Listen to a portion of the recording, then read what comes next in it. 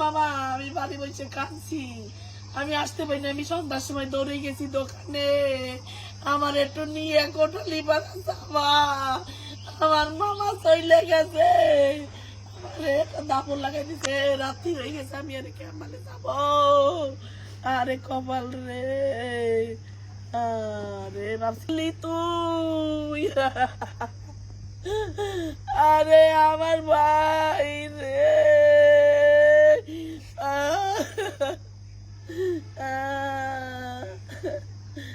আরে ভাই, তুই ভাই কান্দাবি ভাই, কল্পনাও তো করি নাই।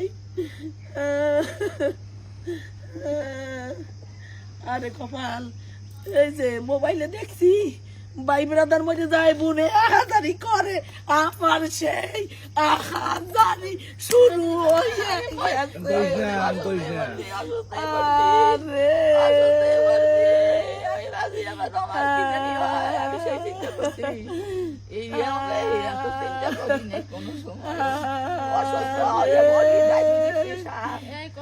সমস্যা আমার বাইরে খাওয়ার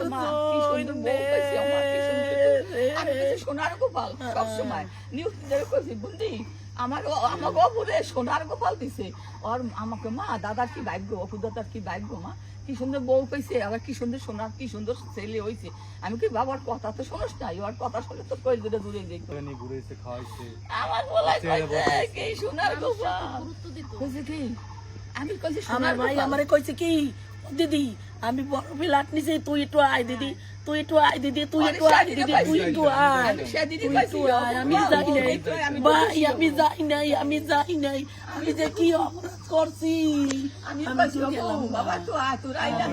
আমার ভাই মধ্যে ছিল রে, বলি আমি তো খুশি আমি কাঁদতে কাঁদতে ফোন দিয়ে কইছি ভাই তোর ফোন শোনা একটু আয়।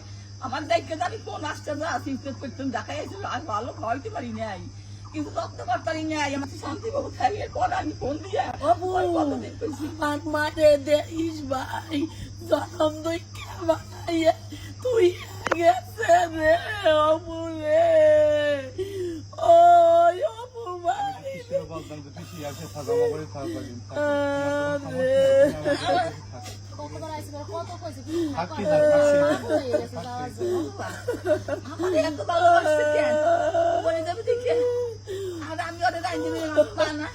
আমি রাইন্দিবিনে খাওয়াবো না, আমি আমল করবো না। এ কি মাতে অন করতে পারে বলতে? তোর বউ এ করছে কোনোদিন? তোর বউ কোনদিন করে? কোনো বউরা করে? তোর ওই ডাইনির প্ল্যান, ডাইনি এইভাবে নিয়ে যাবে, শেষ করে দিয়ে যাবে। আর একটা প্ল্যান ছিল আমার মাথার ভিতরে। বউটি ভালোবাসে না, সংসার করার জন্য আসে না, এই সংসার সব শেষ করে ধ্বংস করে দিয়ে যাবে। ও ডাইনি রে বালিকাকে না হিসে পারলো, আরে 2.5 বছর সংসার করছে, কেম ভাইও না হিসে পারলো রে। এই সোনার স্বামী পাইয়া যে তার মূল্য দিতে জানলো না।